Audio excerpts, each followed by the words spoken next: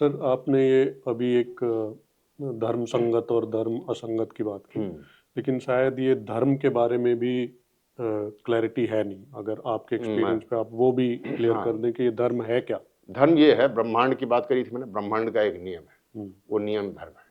और ये धर्म का जो शब्द, ये धर्म है, ये शब्द बाद में आया है, ये तो पहले से थी शक्ति। उसी नियम के अनुरूप ब्रह्मांड की रचना हुई, उसी नियम के अनुरूप पृथ्वी की रचना हुई। पृथ्वी पे जितने भी जंतु हैं, जीव हैं, हर वस्तु है, सबकी निर्माण उसी नियम के अनुरूप हुई है। ब्रह्मांड का पूरा विस्तार से लेके छोटा से छोटा अणु उसी नियम पे चलता है, यही धर्म है। अब मनुष्य जब अवतरण में आया इस पृथ्वी पर, तो मनुष्य के अंदर जिज्ञासा थी। जैसे जैसे मनुष्य का विकास हुआ, चेतना का विकास हुआ, विश्लेषण करने की शक्ति है, तो एक जिज्ञासा है मनुष्य की, स्वाभाविक स्वभाव है एक मनुष्य का कि ये क्यों है, ये कैसे है। कहीं भी ले जाएंगे, मनुष्य का एक स्वाभाविक चेतन है। आज भी कोई बालक बालिका जब जन्म लेती है, देखिएगा कि वो बत्ती की तरफ, हर चीज की तरफ कौतूहल से देखता है कि ये क्यों है। तो किसी दूसरे जीव के शिशु को ले लीजिए, वो उसको कोई फर्क नहीं पड़ता, उसके अंदर वो जिज्ञासा नहीं रहती। तो मनुष्य का ये स्वभाव है। तो उसने ये प्रारंभ करना शुरू किया कि यार ये क्यों चल रहा है, कैसे चल रहा है, ये कैसे आ रहा है, ये सूर्य ये चल रहा है, ये क्या है, ये तारे क्या है, ये समझ में, हमारे चारों तरफ ये चीजें क्यों चल रही हैं। इसी को समझने का प्रयास किया। उसी को समझते समझते परिष्कृत होते होते भारत की भाषा में अगर बात की जाए, भारत की हमारी जो संस्कृति और सभ्यता में, तो वो करते करते करते करते कुछ लोग ऋषि बन गए। जो ऋषि बन गए, उन्होंने कुछ नहीं किया, उन्होंने सिर्फ उस नियम को समझ लिया। नियम साक्षात है, बड़ा सिंपल है।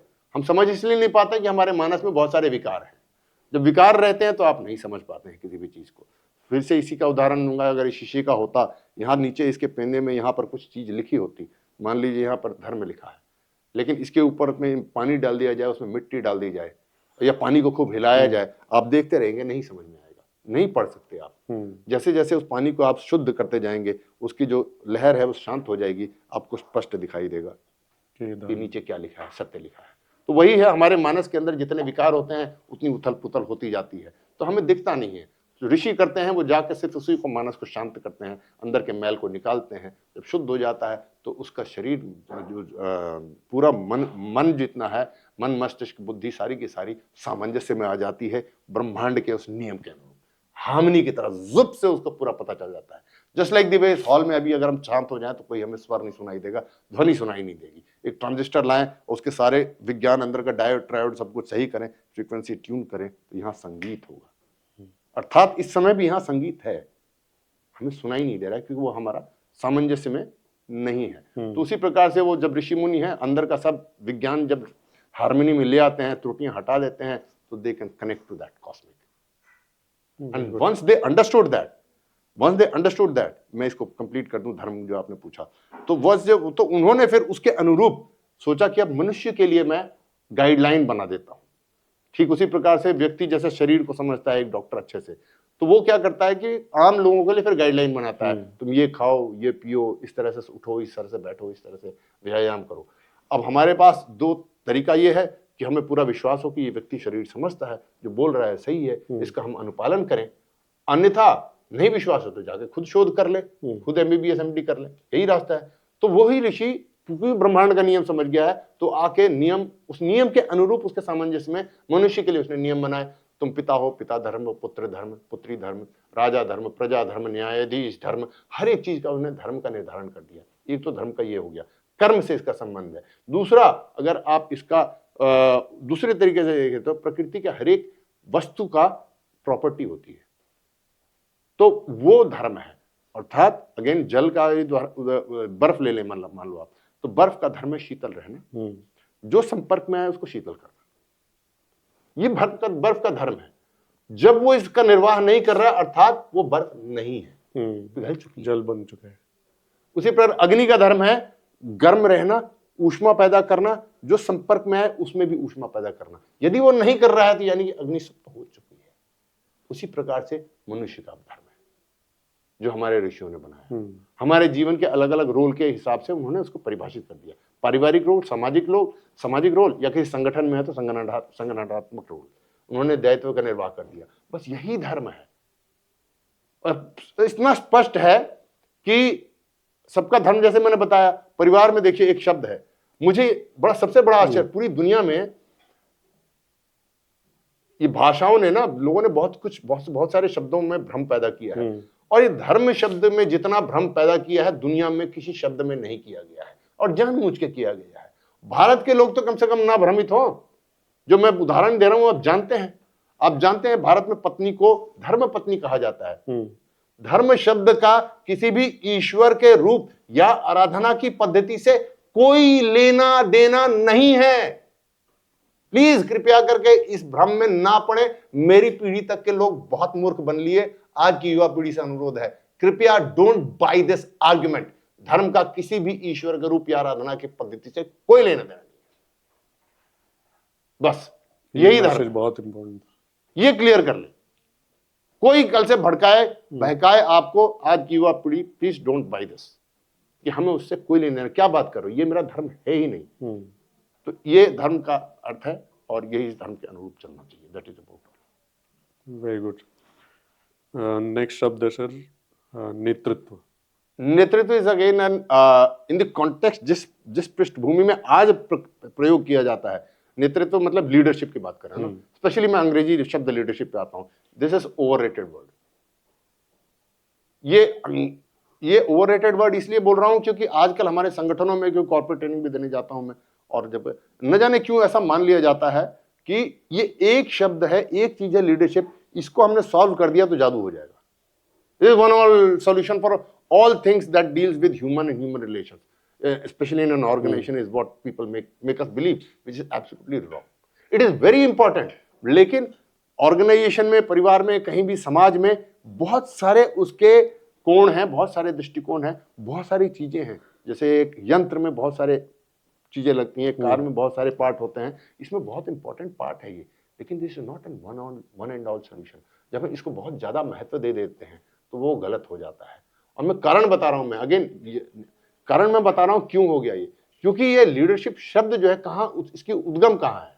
इसकी उद्गम उस सभ्यता और संस्कृति में हुई है, उन देशों में हुआ है जहां पर कि ये भ्रम था कि वो बाकी दुनिया से श्रेष्ठ है। They are superior to rest of the world. अब वो ये मानते थे, या मैं तो कहता हूं आज भी शायद समझते हैं अपने अंतःकरण में, that they are superior to the rest of the world. बाकी मानव समाज से, मानव जाति से वो श्रेष्ठ हैं। ये उनकी अवधारणा है। दे फील दैट, उनको लगता है कि वो बाकी दुनिया का नेतृत्व करने के लिए ही बने हुए हैं, अब पूरी दुनिया उनका अनुसरण करेगी।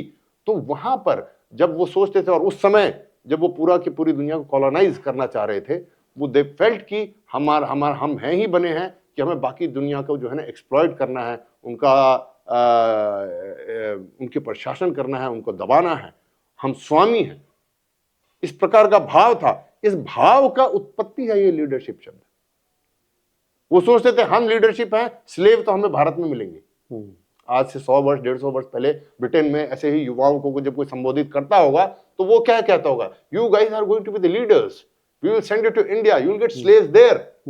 इस मानसिकता के साथ, ये मानसिकता कहीं ना कहीं लीडरशिप शब्द में छुपी पड़ी है। लेकिन भारत के लोगों, अगर आप वैसे सोचते हैं, और इसमें यह भी मान लिया गया है कि leadership is something superior and rest are inferior. अगर आप ये सोच रहे हैं तो फिर आप टीम वर्क की क्या बात कर रहे हैं? एक टीम में किसी को सुपीरियर, किसी को इंफीरियर मान लिया तो फिर what are we talking of team work? Is totally flawed. अब ये अंग्रेजी अगेन वेस्ट से लिया गया शब्द है। हम भी आंख बंद करके हमारे सारे लोग उसी का अनुसरण कर रहे हैं। भारत में तो नहीं था ना ऐसा। अब आप बताइए, अभी हम थोड़ी देर से बात कर रहे हैं, आप कोई भी कॉमन सेंसिकल थोड़ी देर के लिए just keep shut this entire western narrative out of this topic and mind से निकाल लीजिए। भारत में इससे पहले आक्रांता आए, हमारी शिक्षा व्यवस्था या समाज और समाज में कहीं पर भी सबसे मूल शब्द क्या था जिस पर सबसे ज्यादा चर्चा करते थे लोग? वो शब्द जिसको सोचते थे कि अगर ये हमने सॉल्व कर लिया, ये हमने क्रैक कर लिया, आज तो हमारा बाकी सब सही हो जाएगा। नेतृत्व नहीं था, धर्म था। हर व्यक्ति किसी भी ज्ञानी व्यक्ति से यही पूछता था कि गुरुवर मेरा धर्म क्या है? राजा को असमंजस हो तो ऋषि के पास जाएगा, ऋषिवर मैं इस परिस्थिति में फंसा हूं, धर्म संकट है। धर्म संकट है, नेतृत्व संकट नहीं है, धर्म संकट में हूं मैं, तो मुझे मार्ग बताइए। हर व्यक्ति यही चाहता था कि इस परिस्थिति में धर्म क्या कहता है। वो जानता था अंतःकरण में, सबकॉन्शियसली, कि अगर मैंने धर्म संगत काम कर लिया, जो धर्म कहता है वो मुझे बता दे कोई, मैं उस पर चल पड़ूं तो कल्याण होगा, वो उचित होगा। ये नेतृत्व वेस्टर्न वर्ल्ड है। पर सर एक चीज बताइए, जैसे हम फौज की बात करें, अगर फौज में जैसे आपने टीम वर्क की बात की, अगर सिर्फ टीम वर्क पे हम फोकस करें, वैसे तो टीम वर्क बहुत इंपॉर्टेंट है फौज में भी, लेकिन फिर भी एक लीडर होता है जो डायरेक्शन देता उसका है। एक मैंने कहा ना, दायित्व बहुत बड़ा है। हाँ, इट इज लेकिन वो समथिंग धर्म लाइक है। कार का स्टीयरिंग, दिशा दे रहा है। बट क्या खाली कार की स्टीयरिंग से पूरी गाड़ी चलेगी? नहीं। हाँ, उसका फ्यूल सिस्टम ना काम करे, इंजन सिस्टम ना करे, इलेक्ट्रिक सिस्टम काम ना करे, सिर्फ स्टीयरिंग से गाड़ी चलेगी क्या? मतलब सबका एक दायित्व है धर्म ये के वेस्टर्न हिसाब से। नैरेटिव ऐसा है कि बस ये एक चीज सॉल्व कर दो। हाँ, मेरे को बाकी- कहीं टॉक के लिए बुलाते हैं ना, तो बोलते हैं सर मैंने करना क्या sir, give us talk on leadership. हर बंदा बस leadership, as if nothing else is important. सब बराबर है। और भारतीय दृष्टिकोण से मैं एक उदाहरण दूंगा आपको, भारत के दृष्टिकोण से मैं उदाहरण दूंगा आपको कि बाकी कितना इंपॉर्टेंट है। और लीडर आप किसके बनेंगे? टीम होगी तभी तो। There has to be someone who is following ना। अगर अंग्रेजी दृष्टिकोण से भी देखें तो लीड करने के लिए लोग भी तो होने चाहिए ना। तो उसके बगैर तो आप अकेले तो हवा में लीडर तो हो नहीं, ऑल एलोन। लोग भी तो होने चाहिए ना, तभी तो पूरा का पूरा बनेगा ना। तो उस टीम के सक्सेसफुल होने के लिए हर एक व्यक्ति जरूरी है। सो सुनने में ऐसा लगता है, जो पश्चिम से हमारे नैरेटिव आया कि leadership is someone superior and the people who follow are some kind of an inferior. ये वेस्टर्न नैरेटिव है, पश्चिमी नैरेटिव है। अब भारत को उदाहरण देता हूं मैं। भारत में एक व्यक्ति था जो फॉलोअर था, उससे बड़ा फॉलोअर दुनिया में कोई हुआ नहीं। हाँ, बिल्कुल। और हम उसकी पूजा करते हैं। आप जानते होंगे नाम, हाँ जी सर, है ना, बजरंग बली। बजरंग बली। तो क्या हम उनको राम से कम मान देते हैं इस धरती पे, भारत में? खुद राम जी ने उनको अपने से ज्यादा मान दिया। तो वो हमारी वो सभ्यता, वो सोच, वो विचार लाना है, अपने संगठन में लाना है। इसीलिए मैं सबसे कहता हूं, एक मैं ऐसे ही जा रहा था एक दिन, सामने मेरे स्कूल बस चल रही थी, स्कूल बस पे लिखा हुआ था फ्यूचर लीडर्स ऑन बोर्ड। और मैं सोच रहा था सारे लीडर बनेंगे। पूरे स्कूल में सबको लीडर ही बनाएंगे तो फॉलो कौन करेगा यार? ठीक है ना। तो इसीलिए मैं कहता हूं, यदि आपकी नियति में राम बनना लिखा है, go ahead and become that. या तो आप राम बनिए, तो हनुमान ढूंढ लीजिए अपना। आपकी नियति में हनुमान है तो अपना राम ढूंढ लीजिए। दोनों प्रकार से आप सफल हैं। Very nice.